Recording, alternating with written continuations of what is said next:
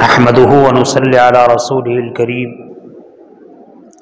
أما بعد فقد قال الله تبارك وتعالى في الكلام المجيد والفرقان الحميد فأعوذ بالله من الشيطان الرجيم بسم الله الرحمن الرحيم وذكر فإن الذكرى تنفع المؤمنين صدق الله مولانا العظيم۔ میرے محترم بھائیوں، دوستوں اور بزرگوں اور گھروں میں بیٹھ کر سننے والی دینی ماں بہنوں، چند باتیں آپ کی خدمت میں عرض کرنی ہے۔ حق تعالی شانہ نافع مفید بات کہنے کی اور سننے کی توفیق عطا فرمائے، اور اس کے بعد ہم سب کو اس پر عمل کی سعادت نصیب فرمائے۔ پہلی چیز تو یہ ہے، الحمدللہ ہمارے یہاں ہماری بستی میں قدیم سے مکتب کا نظام جاری ہے۔ عید الاضحیٰ کی چھٹی کے بعد پھر مکتب کی تعلیم شروع ہوئی۔ اس مکتب کی قدر و قیمت کو ہمیں جاننا اور پہچاننا ہے۔ میں اپنی ماں بہنوں سے خاص عرض کروں گا کہ مکتب وہ جگہ ہے جہاں سے ہمارے نونہالوں کو، ہمارے بچے اور بچیوں کو وہ تعلیم ملتی ہے جس تعلیم پر ان کے ایمان کا دار و مدار ہے۔ امت کا 95-97% طبقہ آج کے دور میں مکاتب کی تعلیم پر اکتفا کرتا ہے۔ 3-5% بچے ایسے ہیں جو مکاتب کی تعلیم سے فراغت کے بعد بڑے بڑے اداروں میں، دارالعلوم میں، جامعات میں جاتے ہیں، ورنہ 95-97% ہمارے بچے اور بچیاں مکتب کی تعلیم ہی پر اکتفا کرتے ہیں۔ لہذا ان کو جو ضروریات دین ملنا چاہیے، جو بنیادی تعلیم ملنی چاہیے، جس تعلیم کے ذریعے سے وہ ایمان پر جم سکے، ایمان پر باقی رہ سکے، ایمان پر قائم رہ سکے، یہ وہ تعلیم ہے جو مکتب میں دی جاتی ہے۔ عید الاضحیٰ کے بعد جب مکتب شروع ہوا اور وقت سے آدھ گھنٹے کے بعد جب حاضری ہوئی تو اکثر درسگاہوں میں یہ دیکھا گیا کہ ابھی تک بچے درسگاہ میں پہنچے نہیں ہیں۔ 6:45 کا وقت ہے، 7:15 بج چکے ہیں اور ہمارے مکاتب کی درسگاہیں طلباء سے خالی ہیں۔ حالانکہ ہونا تو یہ چاہیے، والدین کو یہ فکر کرنی چاہیے۔ والدین بارہا عرض کر چکا ہوں اور میں کہتا ہوں اس دور میں والدین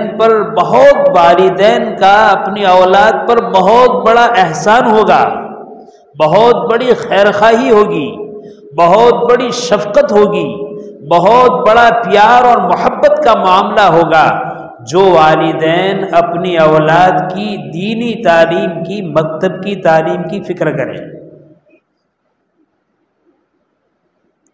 اگر والدین جلدی سونے کا اہتمام کریں، صبح کم سے کم فجر کی اذان کے ساتھ اٹھنے کا اہتمام کریں، مائیں اپنے بچے کو ہر ضرورت سے تیار کر دیں، اور مکتب کا جو وقت ہے اس وقت سے اپنے گھر سے مکتب کی مسافت اور دوری کے اعتبار سے 15 منٹ 10 منٹ پہلے مکتب کے لیے والدین میں سے والد اپنے بچے کو لے کر نکلے اور مدرسہ پہنچائے۔ خاص کر کے جو چھوٹے بچے ہیں، ماشاءاللہ بڑے بچے اور بچیاں تو خود پہنچ جاتی ہے، لیکن وہ چھوٹے بچے جو اکیلے نہیں جا سکتے ہیں، ان کی ماں کی ذمہ داری ہے کہ جلدی اٹھ کر ساری ضرورتوں سے ان کو فارغ کرے، اور جب مدرسے کا وقت آنے لگے تو 10 منٹ پہلے، 15 منٹ پہلے عام طور پر گھر کے مرد ان کو لے کر مکتب پہنچے۔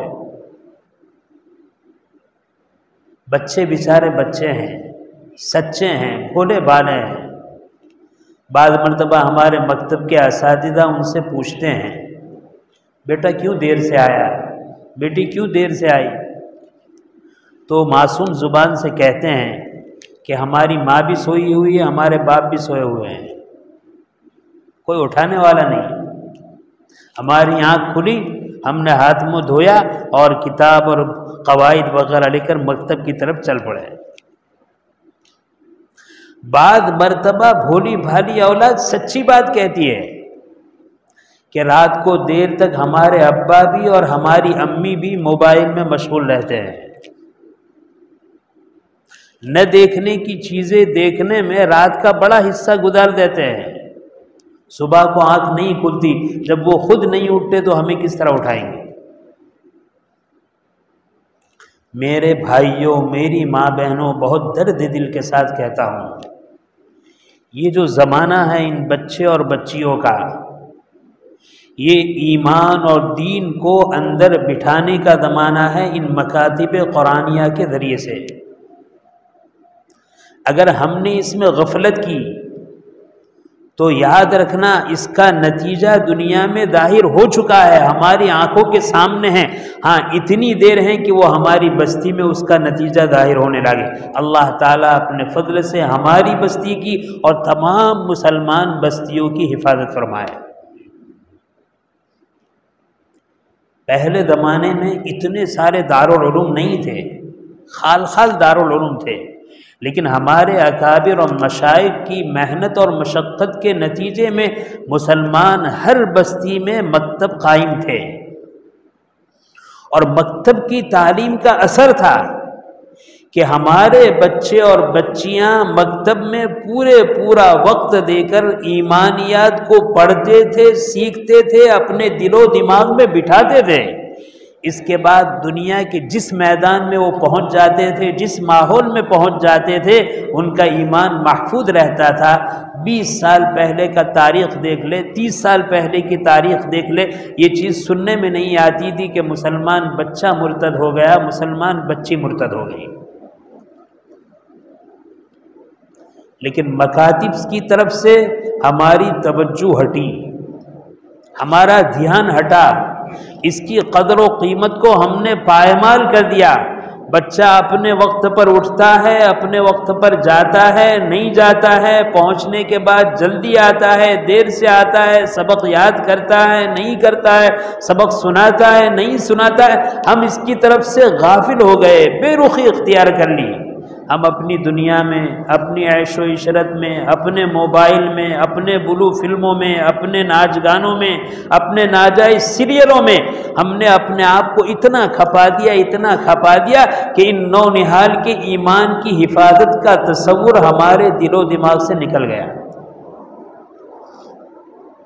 آج جو خمیازہ ہے، یہی ہمارے بچے جو کل بھی مکتب میں پڑھتے تھے آج بھی مکتب میں پڑھتے ہیں، لیکن وقت زیادہ نہیں دیا جاتا ہے، والدین کی طرف سے توجہ نہیں ہے۔ استاد محنت کرے تو کتنی کرے؟ نتیجہ یہ ہے ہمارا بچہ مکتب کی تعلیم سے آگے پہنچتا ہے، ہائی اسکولوں میں پہنچتا ہے، کالج میں پہنچتا ہے، برا ماحول ملتا ہے، وہ اپنی شریعت سے، اپنے شریعت کے احکام سے، وہ سنت اور فرائض سے نہیں، ایمان سے ہاتھ دھو بیٹھتا ہے۔ بے شمار واقعات ہے، اس کی ایک بنیادی وجہ یہ ہے۔ ہم نے اپنے اساتذہ میں سے ایک بہت بڑے بزرگ استاد سے بات سنی۔ پہلے زمانے میں منشی کہتے تھے اسکول کے ہیڈ ماسٹر کو، پرنسپل کو۔ بعض جگہ ماشاءاللہ وہ مسلمان ہوتے تھے اور اتنے دیندار ہوتے تھے کہ جہاں وہ اسکول میں ہیڈ ماسٹر اور پرنسپل ہوتے تھے وہاں مکتب کے مدرس بھی ہوتے تھے۔ اس زمانے میں، یعنی قدیم زمانے کی بات، ایسا سمجھیے کہ 60-70 سال پہلے کی بات، اس زمانے میں ان منشیوں کا حال یہ ہوتا تھا، مکتب میں بھی پڑھاتے تھے، اسکول میں بھی پڑھاتے تھے۔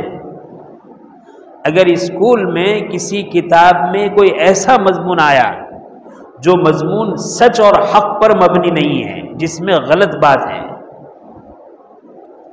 تو جب اس پارٹ کو، اس سبق کو پڑھانا ہوتا، مثال کے طور پر औरंगजेब आलमगीर रहमतुल्लाह अलैह हिंदुस्तान के बहुत अच्छे बादशाह, बहुत आदिल बादशाह, बहुत शरीफ बादशाह, खुदा से डरने वाले बादशाह थे।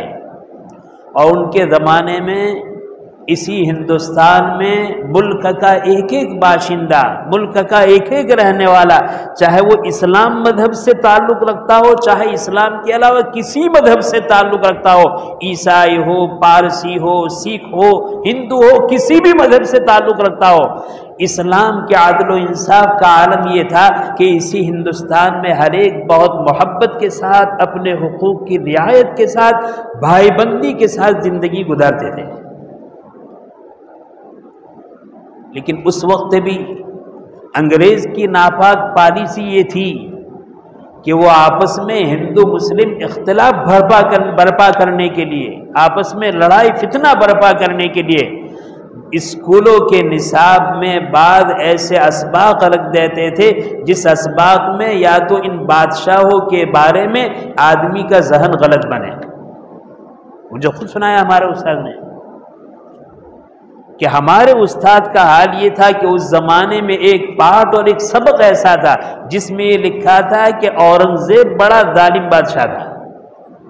उस्ताद तो पढ़ाने से पहले सबक को पढ़ता है।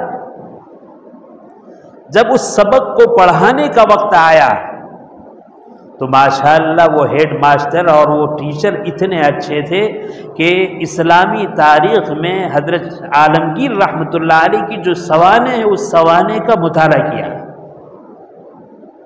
और मुताला करने के बाद जब वो सबक देने का वक्त आया, पहले पूरी उसकी सीरत को, उसकी सवाने को, इसके जीवन चरित्र को, इसके हालात को बच्चों के सामने बयान किया कि ये ऐसा आदलो इंसाफ वाला, ऐसा रहम परवर, ऐसा शफकत करने वाला, ऐसे लोगों की रियायत करने वाला बहुत अच्छा बादशाह था।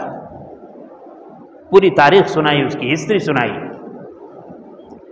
और सुनाने के बाद वो सबक पढ़ाया। उस सबक में वो जुमला आया कि औरंगज़ेब जालिम बादशाह था। कहा कि मैंने जो बात कही वो हकीकत है, ये गलत है।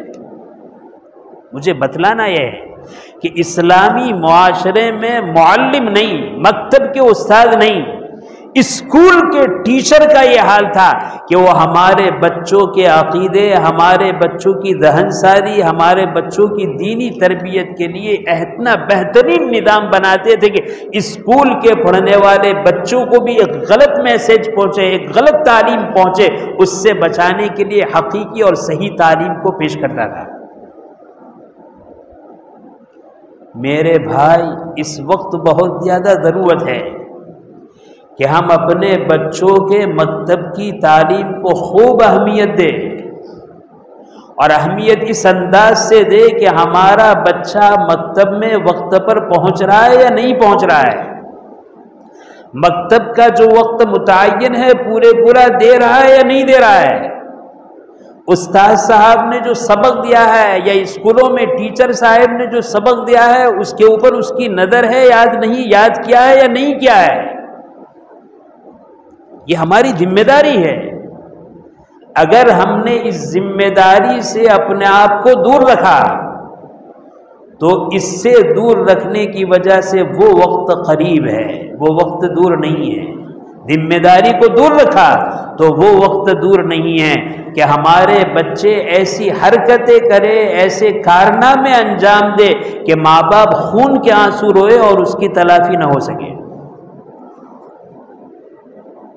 इसलिए मैं अर्ज करूंगा, खास करके मुसलमान वालिदैन जल्दी सोने का एहतमाम करें और जल्दी उठकर अपने बच्चों को तैयार करें, और तैयार मदरसे की लाइन से भी करें, स्कूल की लाइन से भी करें, और वक्त पर उनको पहुंचाए।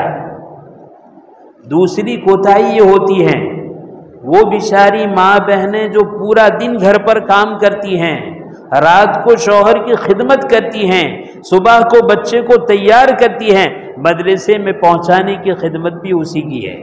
ये उसका काम नहीं है। उसने अपने घर की सारी जिम्मेदारी को पूरा कर लिया है। अब बाप का काम है, भाई का काम है, मर्दों का काम है घर के कि वो जल्दी से अपने भाई को, अपने बच्चे को, अपने भांजे को, अपने भतीजे को मदरसे के वक्त पर मदरसे में पहुंचाए। آدھ گھنٹہ گزر جائے اور طلباء کی جو تعداد ہے اس میں آدھی تعداد بھی مکتب میں نہ پہنچے، میرے بھائی اس سے بڑی غفلت کیا ہوگی؟ پہلی بات تو یہ ہے کہ خاص اس پر دھیان اور توجہ دینے کی ضرورت ہے۔ دوسری ایک اہم بات یہ عرض کرنی ہے، ماشاءاللہ مسلم معاشرہ ہے، مسلم سوسائٹی ہے، الحمدللہ اللہ کی فضل سے نوجوان کچھ نہ کچھ نماز کا اہتمام کرتے ہیں۔ ایسے وقت میں ہماری مسجدوں میں چھوٹے چھوٹے بچے بھی آ جاتے ہیں۔ آپ اس مسئلے کو اچھی طرح سمجھیں، ایسا نہیں کہ بچے مسجد میں آ ہی نہیں سکتے، اور ایسا بھی نہیں کہ جتنی عمر کا اس کو لانا ضروری ہے، نہیں، شریعت اسلام نے ہر ایک کے لیے حد مقرر کی ہے۔ بعض مرتبہ ایسے بچے مسجد میں آ جاتے ہیں جو بیچارے اتنے چھوٹے ہیں، اتنے بے شعور ہیں کہ ان کو معلوم نہیں ہے کہ مسجد کیا ہے۔ جس طرح وہ اپنے گھر کو گھر سمجھتا ہے، مسجد کو بھی ایک گھر سمجھتا ہے، شعور ہی نہیں، چھوٹا ہے، بے سمجھ ہے۔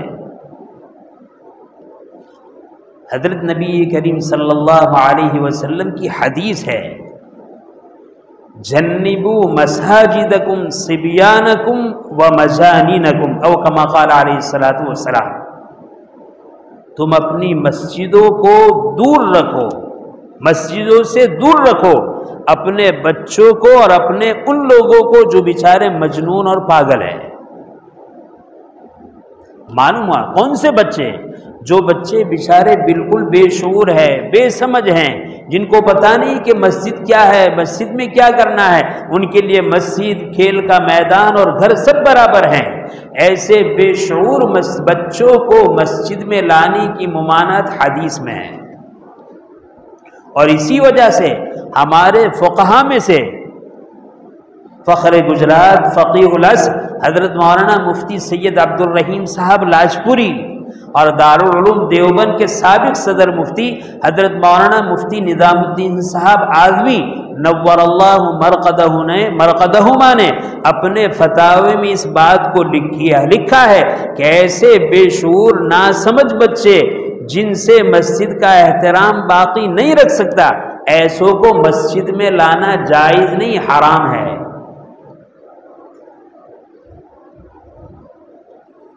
ہاں وہ بچے جن میں شعور ہے، عمر کی کوئی قید نہیں، جن میں شعور ہے، سمجھ ہے۔ بعض حدیث میں آتا ہے اتنا شعور ہو کہ دایاں کیا ہے بایاں کیا ہے اس کو جانتے ہو تو نماز کا حکم کرو، لہذا اس کے اندر اتنا شعور ہے، مسجد کیا ہے، اللہ کا گھر کیا ہے، اللہ کے گھر میں کیا کرنا ہے، وہاں جا کر وہ خاموش رہتا ہے، بڑوں کے ساتھ نماز پڑھتا ہے، دوڑتا نہیں، صف کے آگے سے گزرتا نہیں، ٹوپی نہیں نکالتا ہے، لمبا ہو کر سو نہیں جاتا ہے، کھیل کود میں مشغول نہیں ہوتا ہے، ایسا شعور رکھتا ہے۔ تو ایسے باشعور بچوں کو بہت محبت کے ساتھ، شفقت کے ساتھ مسجد کا ادب احترام سکھلاتے ہوئے بچپن ہی سے مسجد میں لانے کی کوشش کرنا چاہیے۔ فرق کو سمجھیں، ہم لوگ آدھی بات سنتے ہیں، کون کہتا ہے بچوں کو مسجد میں لانا جائز نہیں، اور بچوں کو لے آتے ہیں۔ میں پھر کہتا ہوں، بچوں کو علی الاطلاق مسجد میں لانا ناجائز بھی نہیں ہے اور علی الاطلاق جائز بھی نہیں ہے۔ جو بچہ مسجد کے بارے میں شعور نہیں رکھتا ہے، سمجھ نہیں رکھتا ہے، اس کے لیے مسجد اور غیر مسجد دونوں برابر ہیں۔ وہ مسجد میں طوفان کرتا ہے، مستی کرتا ہے، دور سے ہنستا ہے، دوڑتا ہے اور صفوں کے آگے سے گزرتا ہے، لیٹ جاتا ہے، اور اس بیچارے کو شعور نہیں ہے بچپنے کی وجہ سے کہ کیا ہے۔ ایسے بچے کو مسجد میں لانا جائز نہیں، حرام ہے۔ اور جو بچے ایسی سوجھ بوجھ رکھتے ہیں، والدین ان کی بہترین تربیت کرے، مسجد کے آداب کو سکھلائے اور مسجد میں ضرور لائے۔ دوسرا مسئلہ یہ ہے، بچوں کو کہاں کھڑا کیا جائے؟ بیرون ملک میں وہاں کے حالات کی وجہ سے، یا شہروں میں وہاں کے حالات کی وجہ سے بچوں کو بالغوں کی صف میں کھڑا کرتے ہیں۔ دیکھو اصل مسئلہ کیا ہے اور یہ صورت کیا ہے۔ اصل مسئلہ یہ ہے، مستحب یہ ہے کہ صف بندی اس طرح کی جائے کہ امام کے بعد پہلی صف مردوں کی ہوگی، دوسری صف نابالغ بچوں کی ہوگی۔ اگر پہلی صف کے مصلی کافی ہے تو دوسری صف میں یعنی علیحدہ صف میں بچوں کو رکھیں گے، یہ مستحب ہے۔ لیکن اگر ماحول ایسا بن جائے بچوں کو سنبھالنا مشکل ہو، بڑے ہونے کے بعد سمجھدار ہونے کے بعد بھی مستی طوفان کرتے ہیں، یا شہر کی جگہ ہے بچوں کی حفاظت مشکل ہے، پوری مسجد بھری ہے، آخر میں بچوں کو کھڑے کریں گے، کوئی لے کر چلا جائے گا، ایسے وقت میں اگر ان کو بالغوں کی صف میں کھڑا کیا جائے کوئی حرج کی بات نہیں ہے۔ اور ایسے بھی اگر وہ بالغوں کی صف میں کھڑا ہو گیا تو ناجائز نہیں ہے، مستحب کے خلاف ہے، مستحب یہی ہے۔ لہذا بہترین شکل یہ ہے، جن علاقوں میں، جن بستی میں، جن محلے میں الحمدللہ ہمارے بچے محفوظ ہیں، ایسے کوئی خدشات نہیں ہیں کہ کوئی اٹھا کر لے جائے گا، گم ہو جائے گا اور زیادہ پریشانی ہوگی، ایسا نہیں ہے۔ اور ماشاءاللہ ہماری تعلیم و تربیت بھی ہے، وہاں تو ان بچوں کو مستقل الگ صف میں کھڑا کیا جائے۔ اور جہاں ایسا معاملہ ہے کہ بھئی بچوں کی تعلیم تربیت ہونے کے باوجود ان کے اندر شرارت بہت زیادہ ہے، کسی کی ماننے کے لیے تیار نہیں ہے، آگے پیچھے کھڑے رہیں گے تو سارے مصلیوں کی نماز خراب کریں گے، یا اسی طریقے سے پیچھے کھڑے رہیں گے، کوئی لے کر چلا جائے گا، مکہ مکی ہوگی، مارا ماری ہوگی، تو پھر ان کو اگر مردوں کی صف کے درمیان کھڑا کیا جائے تو کوئی حرج کی بات نہیں، اس کا بھی لحاظ رکھنا چاہیے۔ ہمیں اپنے بچوں کو اسلامی تعلیم سے، اسلامی آداب سے اپنے گھر پر مالا مال کرنا چاہیے۔ دیکھیے مکاتب قرآنیہ میں جو دین پڑھایا جاتا ہے، اس دین کو عملی شکل میں پیش کرنا ہم والدین کا کام ہے۔ اگر ہم چاہتے ہیں کہ ہمارے بچے مسلمان رہے اور ان کا خاتمہ انشاءاللہ مسلمانی پر ہو، اسلام پر ہو، تو ہمارے لیے ضروری کہ ان بچوں کا پورا وقت مکتب میں لگائے، اور مکتب سے جو انہوں نے حاصل کیا ہے عملی شکل میں ان کے سامنے پیش کرے۔ جیسے مکتب میں ان کو سکھلایا سچ بولنا فرض ہے، جھوٹ بولنا حرام ہے، یہ اس نے سیکھا پڑھا، اب گھر آنے کے بعد باپ سے وہ سنے گا تو سچ سنے، ماں سے سنے تو سچ سنے، بھائی بہنوں سے سنے تو سچ سنے، یہ ماحول ہمیں دینا پڑے گا، تو اس نے جو پڑھا ہے وہ اس کا عقیدہ بنے گا، وہ اس کا فہم بنے گا، وہ اس کی سوچ بنے گی۔ اور اگر استاد نے پڑھایا سچ بولنا فرض ہے، جھوٹ بولنا حرام ہے، گھر پر آیا دیکھا کہ باپ تو تھلے درجے کا جھوٹ بول رہا ہے، ماں تو جھوٹ بول رہی ہے، بڑے بھائی تو جھوٹ بول رہے ہیں، بڑی بہن تو جھوٹ بول رہی ہے، چچا اور ماموں تو جھوٹ بول رہے ہیں، میرے بھائی کبھی بھی اس کا دل و دماغ اس بات کو قبول نہیں کرے گا کہ یہ سچا ہے یا سچا ہے۔ اس لیے اس وقت ان دو باتوں کی طرف توجہ کرنی ہے کہ ہم اپنے بچوں کی بہترین تربیت کریں، آداب کو سکھلائیں، اور جب تک اس عمر کو نہ پہنچے مسجد میں لانا جائز نہیں، حرام ہے، اس سے بچے۔ بعض مرتبہ ہم سے غلط فہمی ہوتی ہے، مارو پوئرو تو دوڑ اڑی ورنو چھپڑ مسجد میں جائے، وہ کمال نہیں ہے، وہ تو گناہ ہے۔ اگر آپ کا بچہ بہت چھوٹا ہے اور مسجد میں جاتا ہے لیکن مسجد کیا ہے اس کو شعور نہیں ہے تو اس کو لانا ثواب نہیں، گناہ ہے۔ ہاں اگر وہ 2.5 سال کا ہے، اگر وہ 3 سال کا ہے، لیکن ادب سکھا ہوا ہے، مسجد کے ادب احترام کو باقی رکھتا ہے، تو کیا حرج کی بات ہے۔ عام طور پر علماء تو یہ لکھتے ہیں 5 سال کی عمر کو ہو جائے اس کے بعد اس کو مسجد میں لائے، لیکن میں نے کہا دار و مدار کس پر ہے؟ مسجد کے ادب احترام کو باقی رکھنے پر۔ ہمارے بیچارے چھوٹے چھوٹے بچے مسجد میں آتے ہیں اور بیچارے مستی طوفان کرتے ہیں، وہ اپنی دنیا میں مست ہیں، اس ایک بچے کے مستی طوفان کرنے کی وجہ سے سارے مصلیوں کی نماز خراب ہوتی ہے۔